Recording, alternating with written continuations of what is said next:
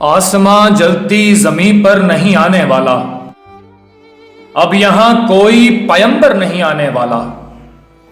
پیاس کہتی ہے چلو ریت نچوڑی جائے، اپنے حصے میں سمندر نہیں آنے والا، اور اپنے کعبے کی حفاظت ہمیں خود کرنی ہے کہ ابابیلوں کا لشکر نہیں آنے والا۔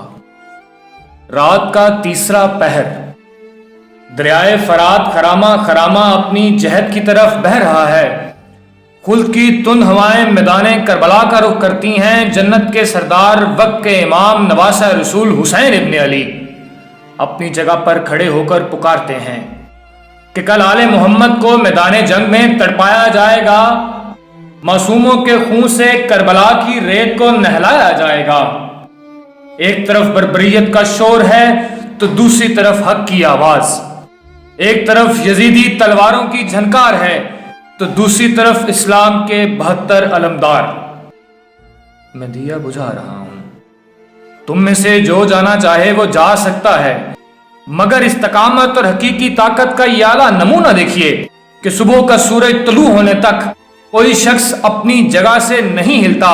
صبح کا سورج طلوع ہوتا ہے، جنگ شروع ہوتی ہے، لاشیں پامال ہوتے ہیں، زمین حیران پریشان ہے کہ آل محمد یہ کیا ہے، کیوں ہے؟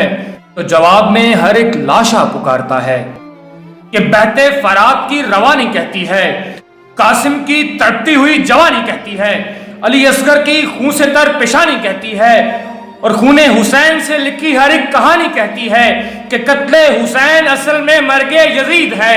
اسلام زندہ ہوتا ہے ہر کربلا کے بعد، اسلام زندہ ہوتا ہے ہر کربلا کے بعد۔